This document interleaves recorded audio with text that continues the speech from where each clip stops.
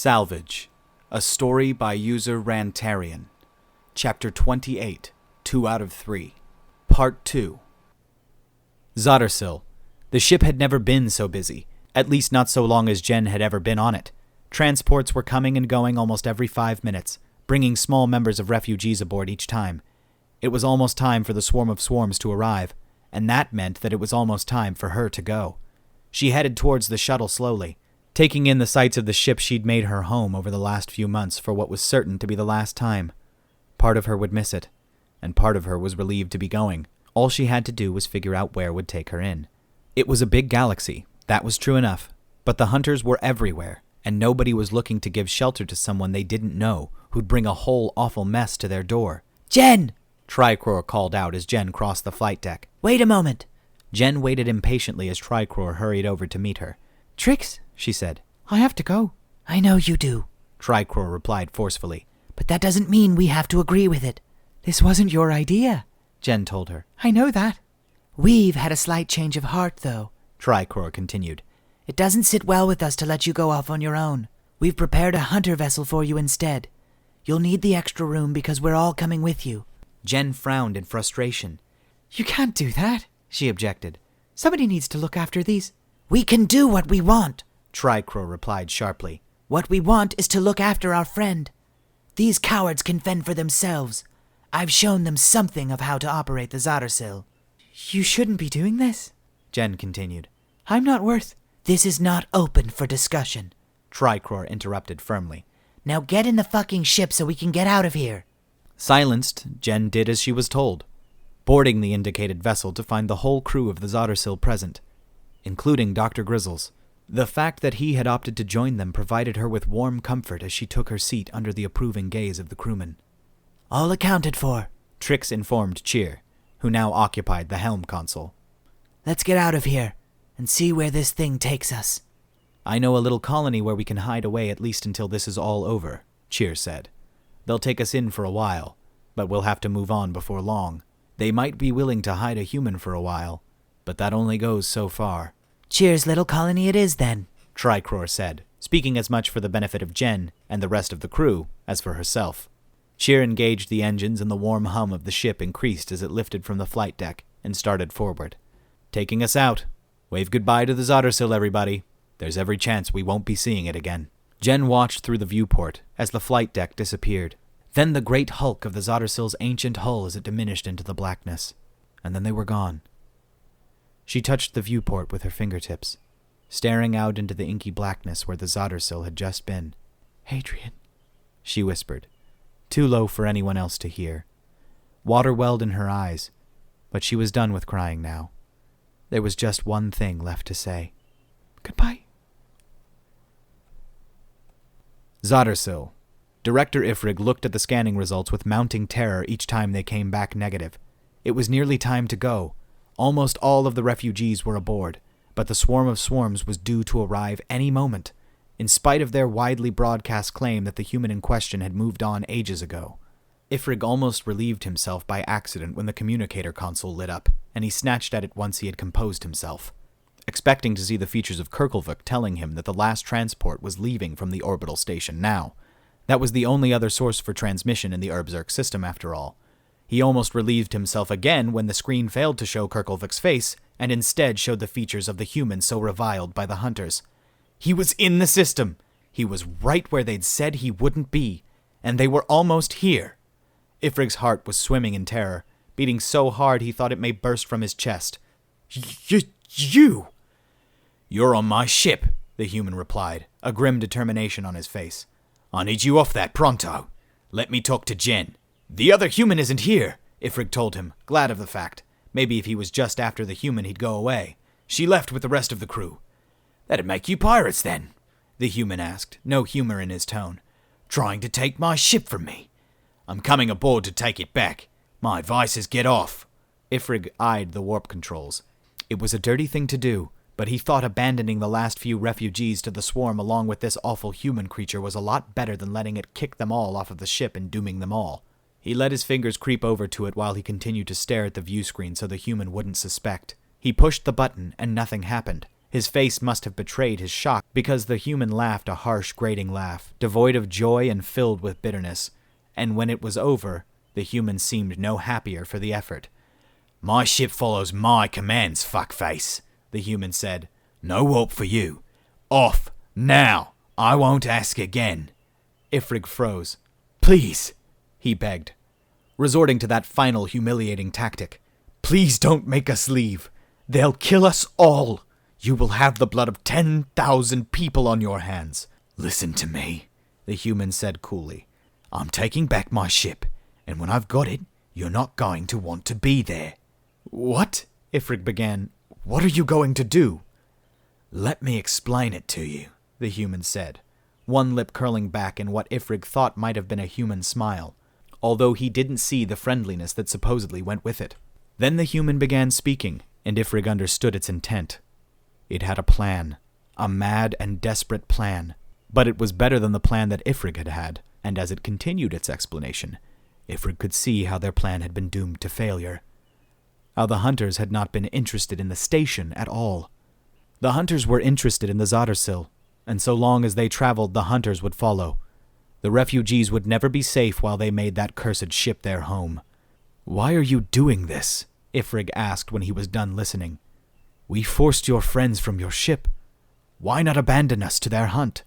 "Objectives 1 and 2, the human replied cryptically, not going on to elaborate. "Now you better fucking hurry because they'll be here soon. And when they get here, you don't want to be anywhere near that ship." Hunter vessel. Warp path outbound from Erbzerk. A light switched on the communications console, a notification being sent to all Hunter vessels, a rare event outside of the announcement from Alpha of Alphas. Tricor noticed it and frowned.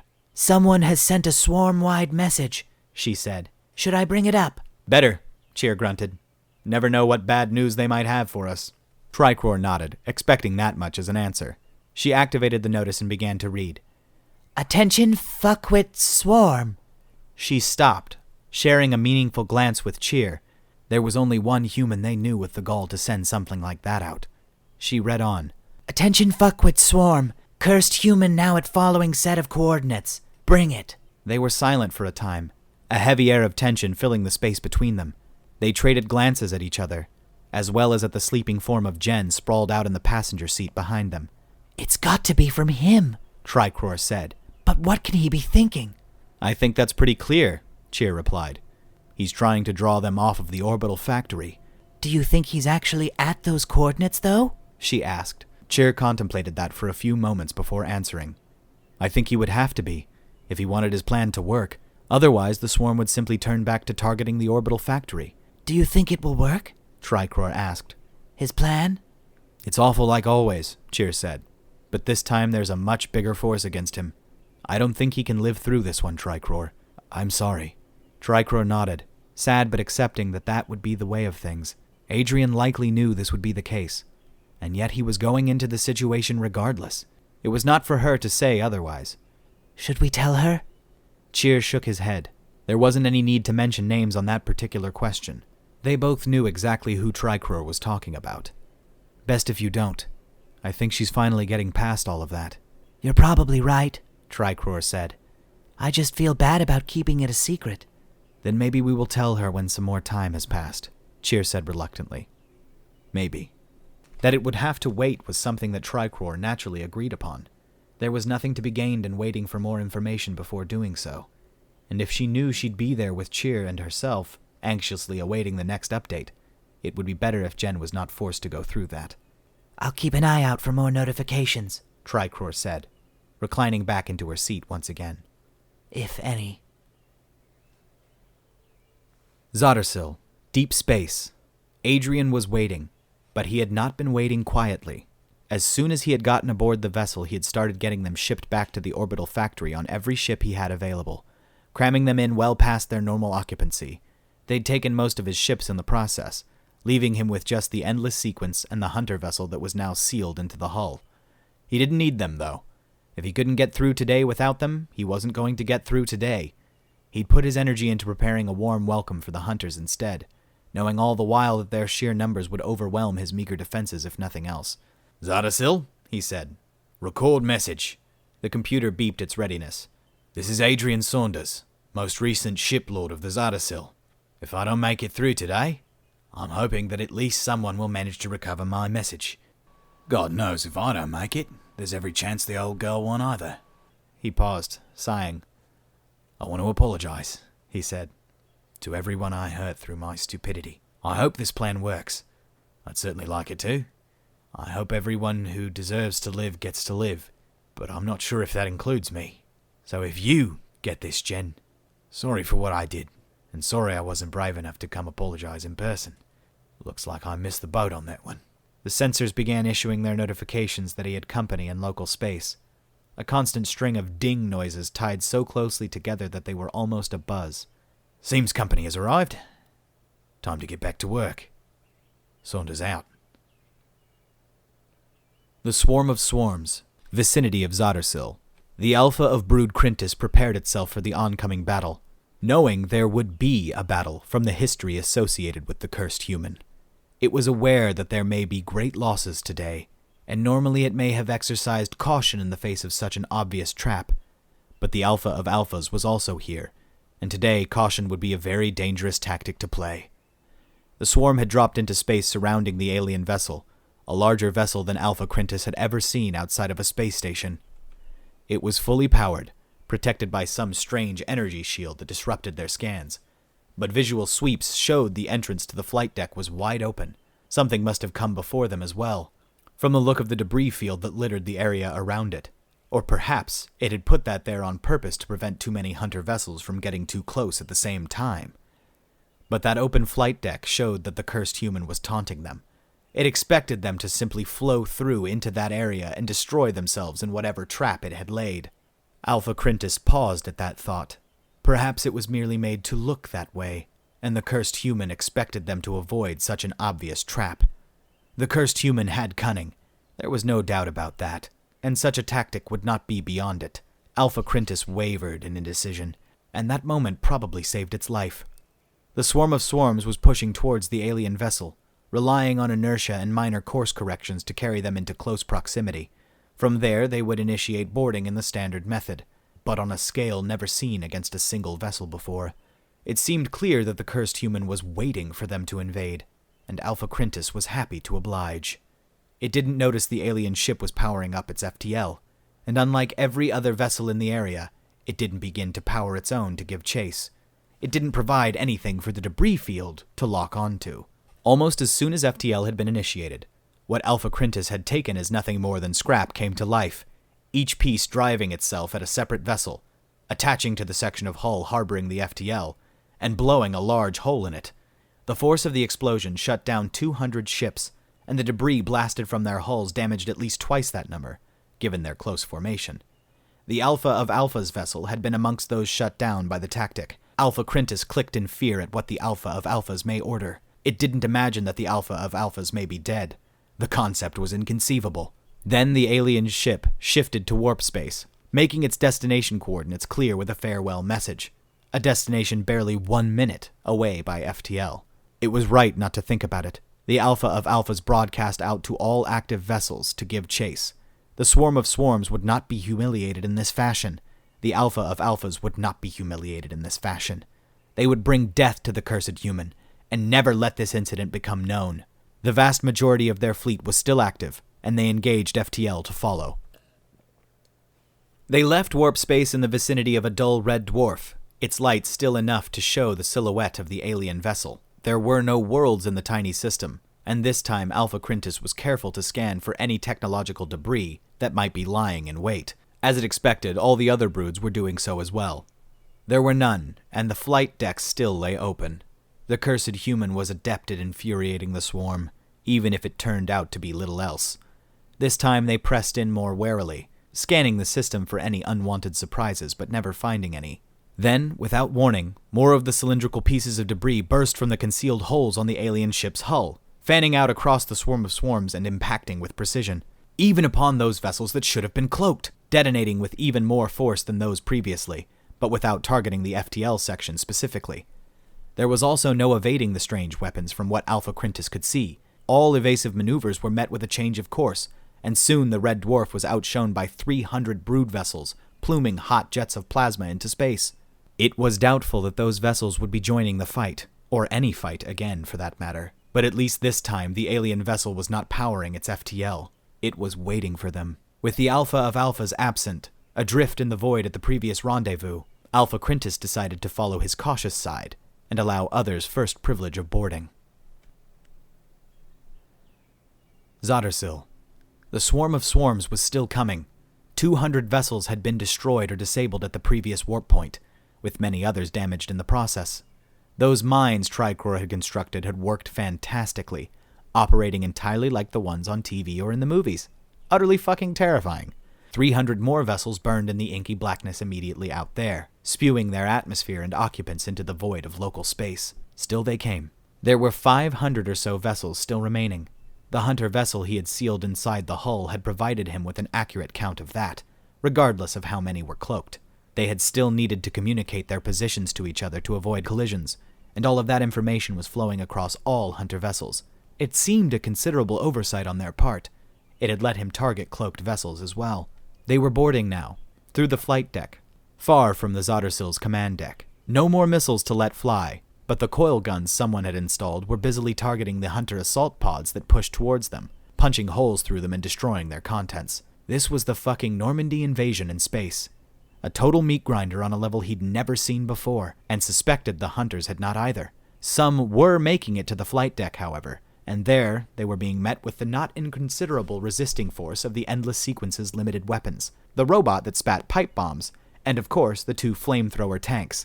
"The smell down there must be fucking unreal right now," he said to himself, looking on through one of the hovercams he'd set up for surveillance. The rest were on patrol throughout the Zoddersill, keyed to advise him of any other breaches. He found himself tapping the arm of his chair uncomfortably as he watched. The swarm was slowly making progress on their attack. He was sure that they couldn't all be so stupid that they'd run through the meat grinder he'd set up either. That meant it was only a matter of time before he initiated Plan B.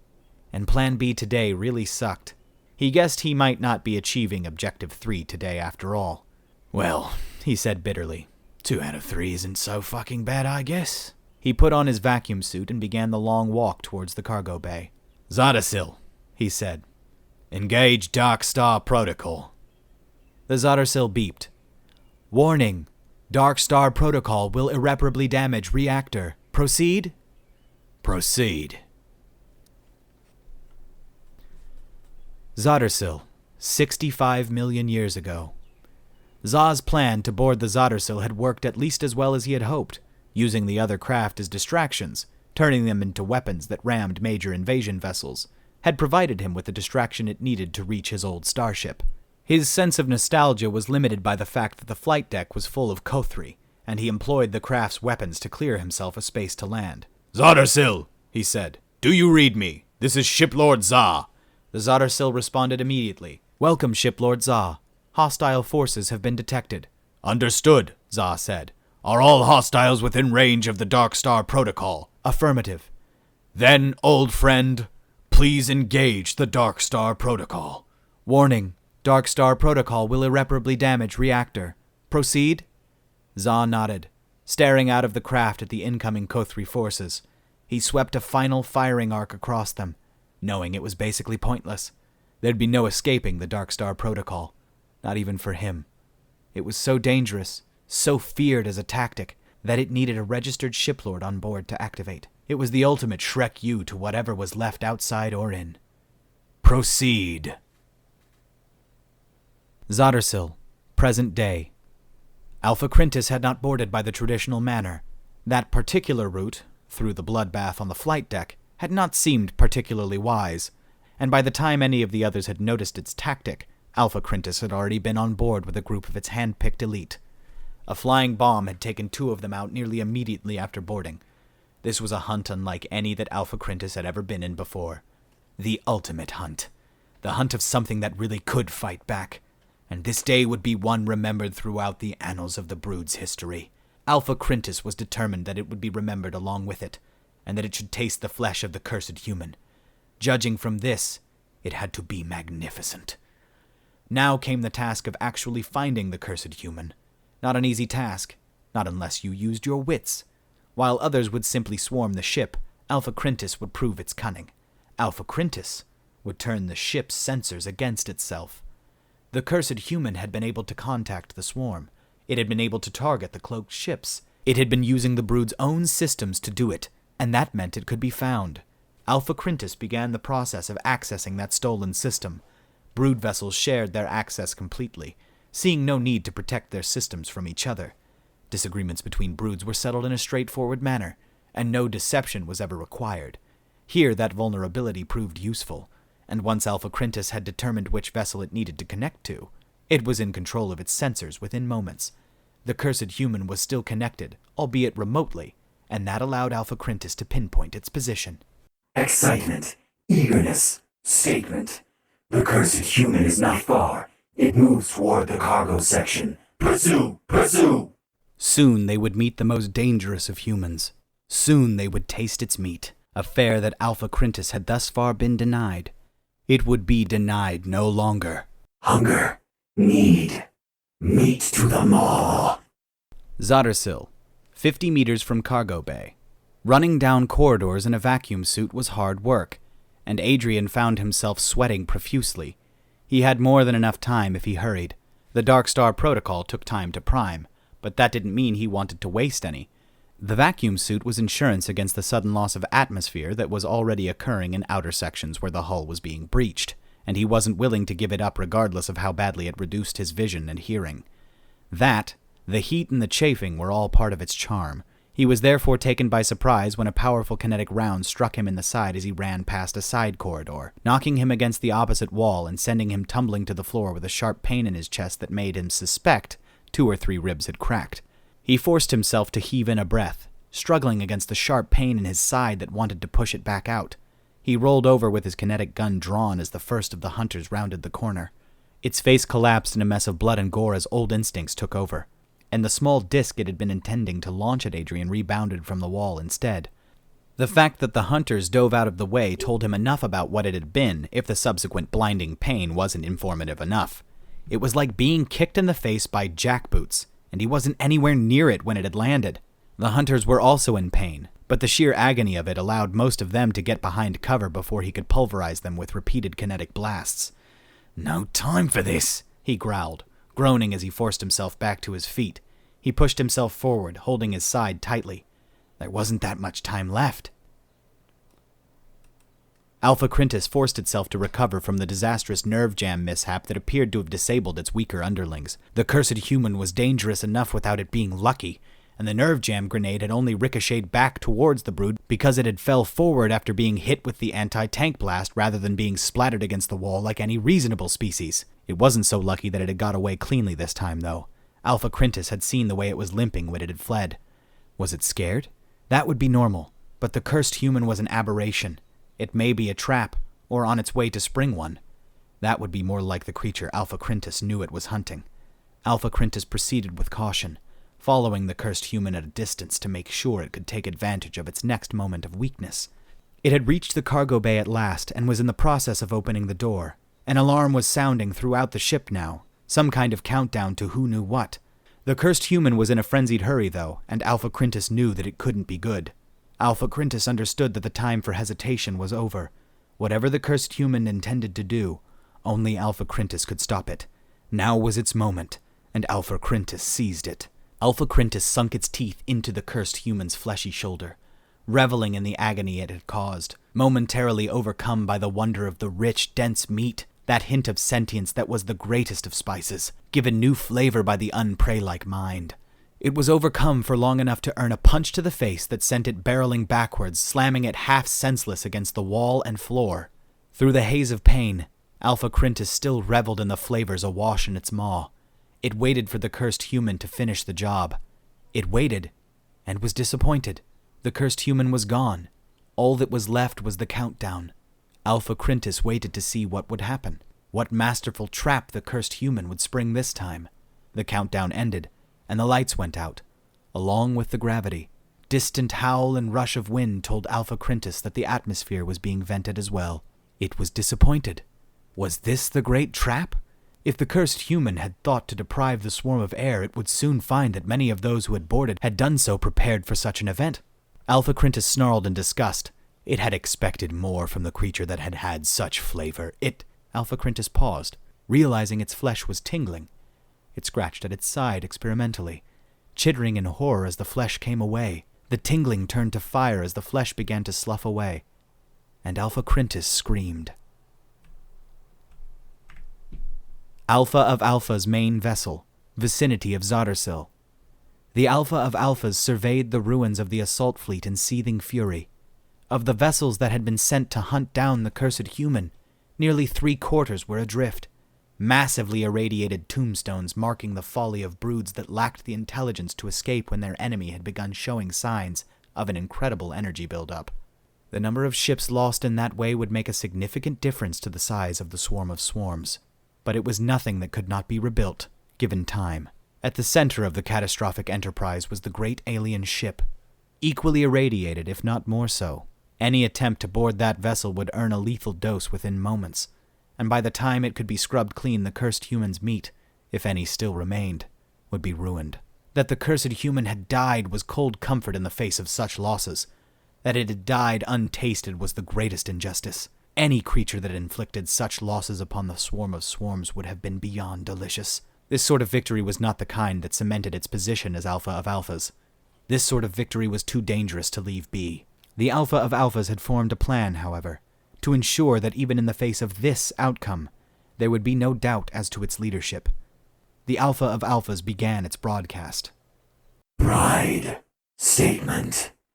Today, we are rid of a creature that has plagued us, the greatest of its kind, filled only in brutal conflict. It preferred to give its own life, rather than to allow us its meat. That was its fear. It allowed a brief, dramatic pause for emphasis on its coming words. Satisfaction. Statement. But even deprived of its meat, it has not been without its gifts. New tactics were displayed, and they are now known to the brood. It will not be again as it was today. Next time, resistance will be crushed. Next time, the meat will be ours. Next time, there will be a feast. The message went out, from brood to brood, spreading out through the swarm until all knew of the great victory that had come at such cost. With the cursed human dead, there was no human remaining who might stand against them. There was nothing that would stand in the way of the great hunt. Exaltation. Statement. Meat to the maw. Zoddersill Cargo Bay. Pure darkness. The Zoddersill's cargo bay was sealed away from the red sun and stars, a wide space of unbroken radioactive darkness. Except, every now and then, a blip of light. There was no power to the reactors. Those had been burned out entirely, and even the endless sequence in the Hunter vessel had shut themselves down. And yet, a blip of light, a single stasis pod still had power, and it was full.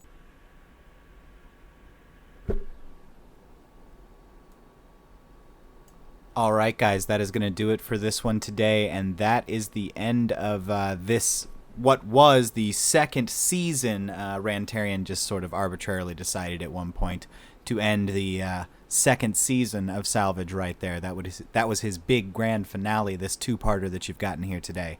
So thank you guys so much for being here with me today. I'm sorry I didn't level out the cameo by my wife there yesterday. I didn't even think about it. I just kind of was like, oh yeah, it'll be fine. So sorry some of you got a little bit of a jump scare there. She did appreciate those comments saying that she was, had a lovely voice. And that's the thing. She does. She has a very beautiful voice. And yeah, I love her very much. So thank you guys so much. Like, comment, subscribe. If you didn't like it, tell me so. Click link, description, Patreon. Shill. There you go, guys. All right, I will talk to you all later, and I will see you in the next one. Bye.